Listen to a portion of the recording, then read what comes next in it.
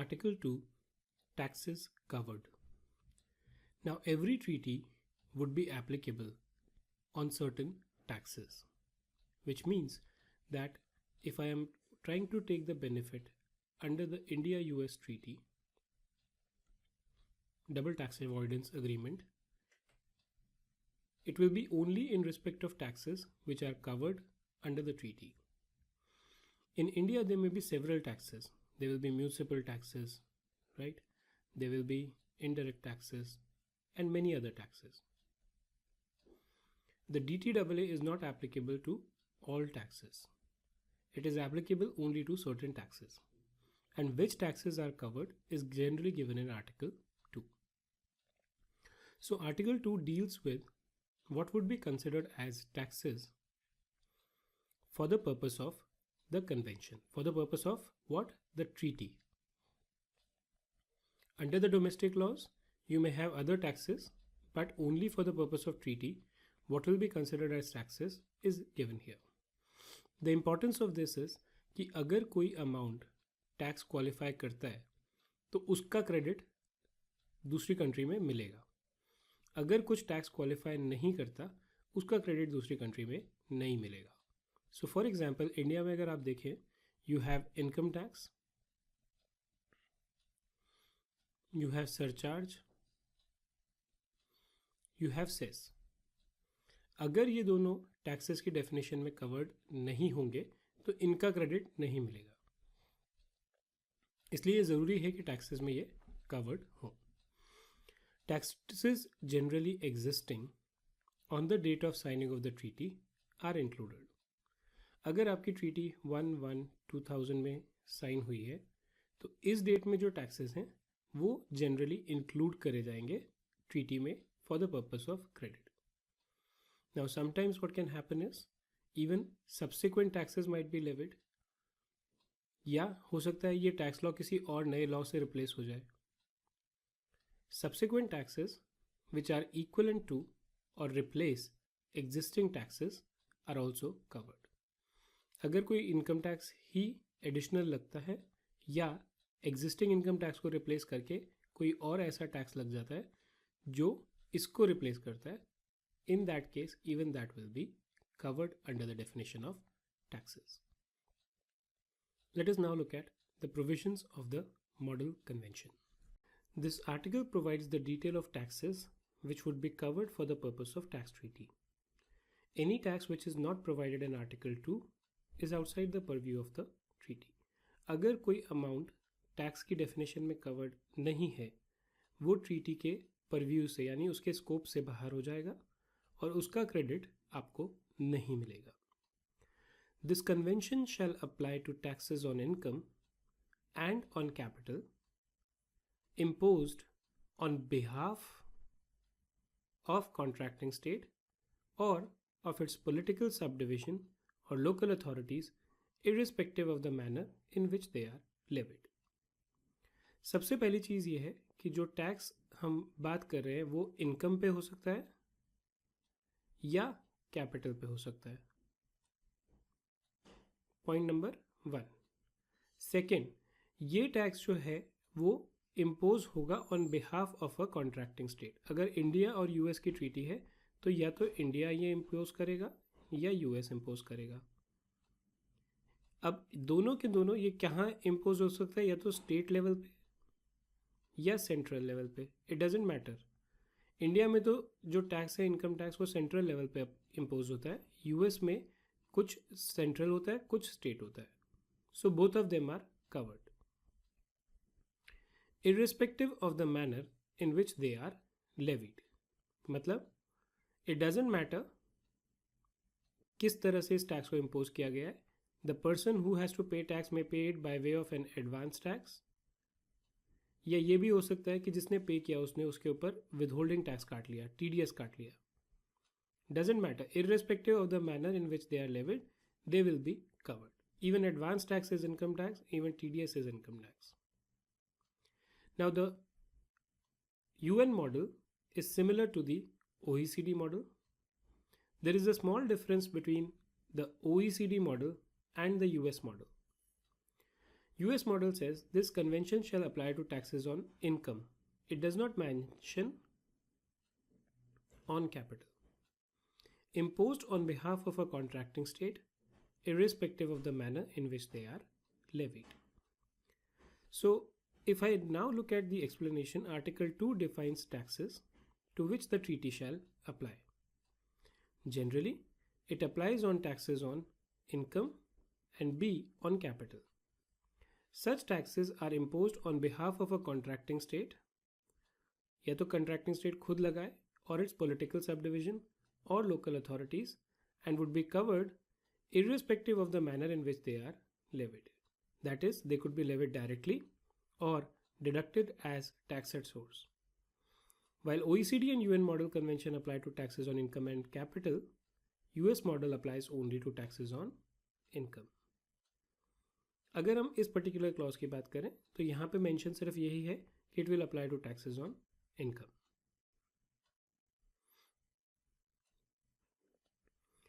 Article 2. Now इस paragraph में ये है कि टैक्सेस में क्या कवर होगा. There shall be regarded as taxes on income and on capital. Income पे और कैपिटल पे किस चीज़ को हम टैक्स मारेंगे? All taxes imposed on total income, on total capital. Total income के ऊपर जो भी आपका टैक्स लगता है, टोटल कैपिटल के ऊपर टैक्स लगता है, और ऑन एलिमेंट्स ऑफ इनकम और कैपिटल, टोटल पे हो चाहे उसके एलिमेंट पे हो, इंडिविजुअल एलिमेंट्स पे, including taxes on gains from alienation of movable और इमूवेबल प्रॉपर्टी. यानी अगर आप कोई मूवेबल या इमूवेबल प्रॉपर्टी बेचते हैं, एलियनेशन मीन्स ट्रांसफ़र और सेलिंग, उसके कैपिटल गेन्स जो लगेंगे उसके ऊपर भी ये कवर्ड होगा. Taxes on total amount of wages और salaries paid by enterprises as well as taxes on the capital appreciation. इनमें से अगर किसी के ऊपर भी वेजेस के या सैलरी के ऊपर जो टैक्स है वो चाहे एंटरप्राइज पे कर रहा है, राइट, या टैक्स कैपिटल के ऊपर, कैपिटल अप्रिसिएशन के ऊपर है, वो सब कवर होंगे. यूएन मॉडल OECD मॉडल के बिल्कुल एक जैसा है. अगर हम US मॉडल को देखें, this is quite small. They shall be regarded as taxes on income, all taxes imposed on total income or on elements of income, including taxes on gains from alienation of property. So if we see, this is quite shorter compared to this particular case, right? तो यहाँ पे इन्होंने simply बोल दिया कि total income या कोई भी एलिमेंट ऑफ टोटल इनकम जो है, या आपके जो गेन्स होते हैं ट्रांसफ़र करने पे प्रॉपर्टी में. अब प्रॉपर्टी में इन्होंने ये नहीं कहा मूवेबल है या इमूवेबल है यहाँ की तरह, but property would generally cover both of them.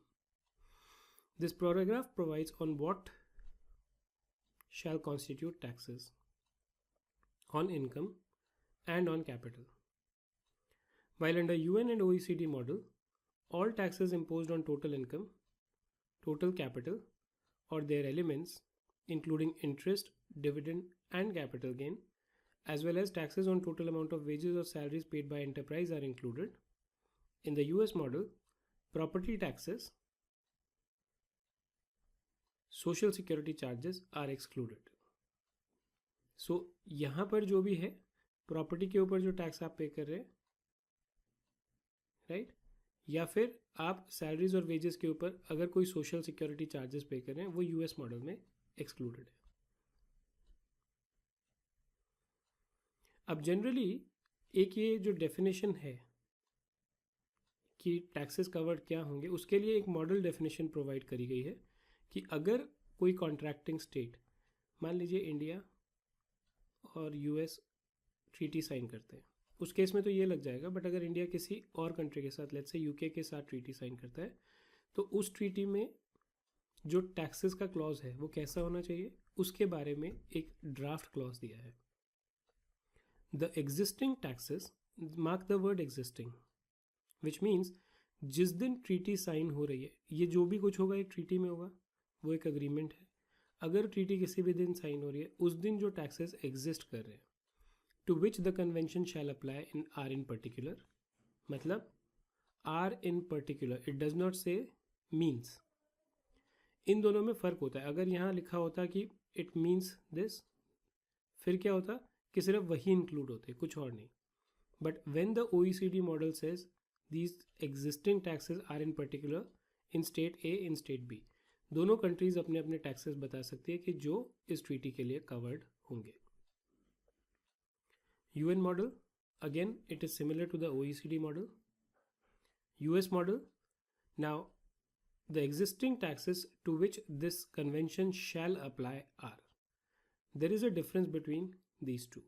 Here the word used is shall apply, right? It doesn't mention in particular. तो यानी इनके ऊपर कंपल्सरीली अप्लाई करेगा. अब इन केस ऑफ, मतलब ये यहाँ पर आएगा जैसे अगर इंडिया की ट्रीटी है यूएस के साथ, तो जो इंडिया के टैक्सेस हैं वो यहाँ आ जाएंगे जैसे इस केस में था. सेकेंड वाला जो है, क्योंकि ये ट्रीटी हमें पता है यूएस की है, तो यूएस ने मेंशन कर दिया कि हमारे कौन से टैक्सेस के ऊपर ये लगेगा.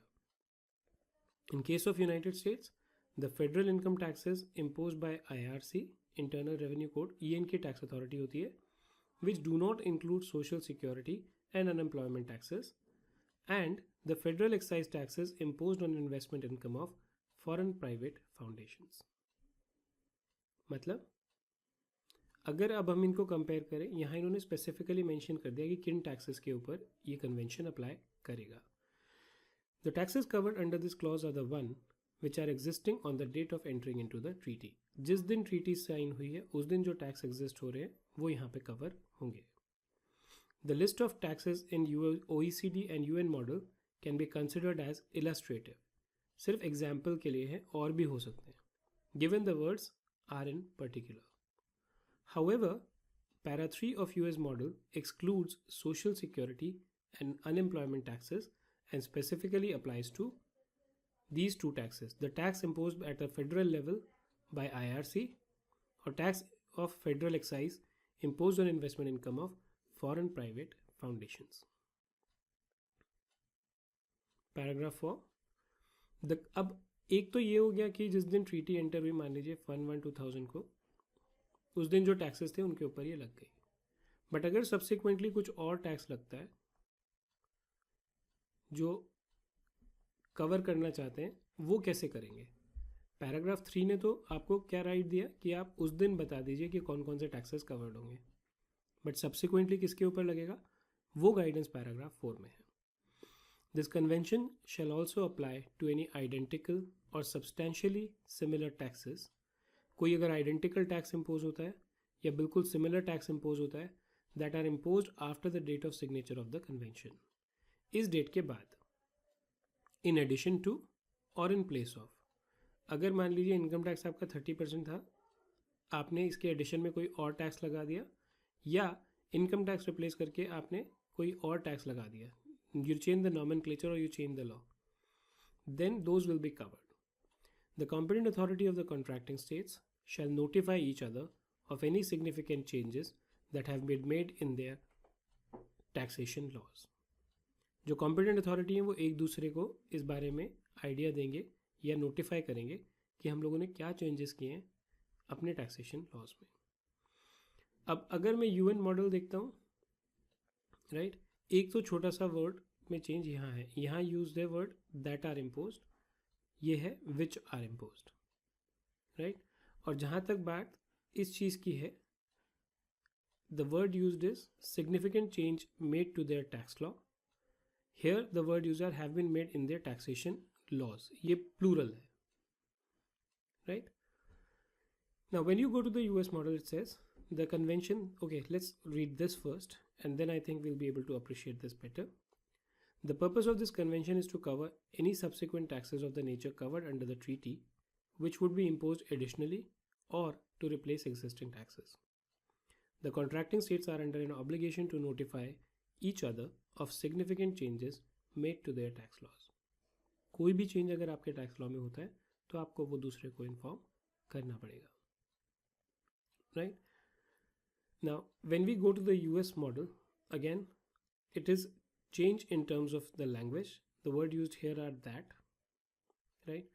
Now, the last line, if we see, each other of any significant changes that have been made in their respective taxation laws. मतलब एक दूसरे को अपने tax laws के बारे में बताएंगे. Now, this was kind of implied from here also, but they have made it specifically, or other laws that relate to the application of this convention.